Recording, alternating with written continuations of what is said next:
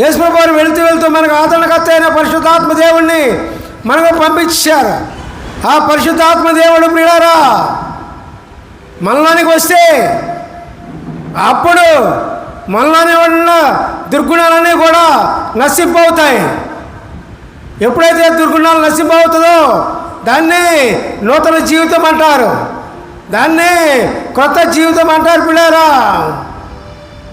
పరిశుద్ధాత్మ మనలో రానంత కాలము కూడా, యేసే మనలో నివసించినంత కాలము కూడా నీకు కోతకాలం రాదు పిల్లారా. ఎక్కడేసామంటే వేసిన చోటే ఉంటాం అన్న సామెతగా మనం జీవిస్తూ ఉంటాం, మాట్లాడుతూ ఉంటాం.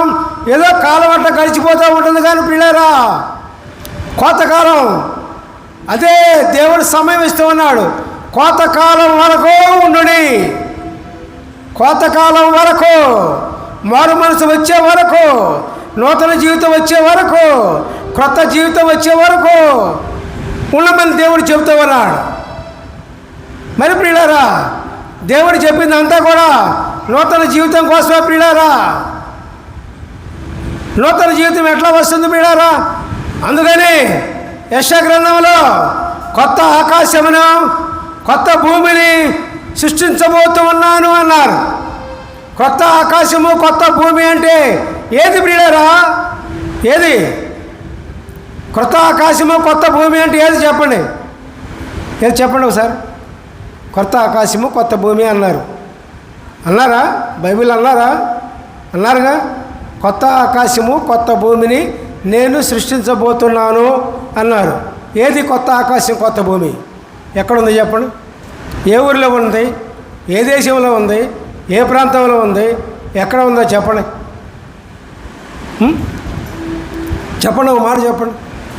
చెప్పరా? కొత్త ఆకాశం అండి. ఈ ఆకాశం ఏమైపోద్ది?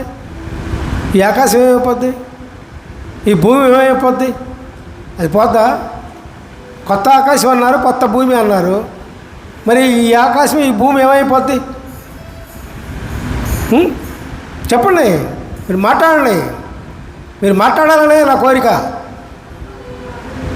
చెప్పండి, గట్టిగా చెప్పండి.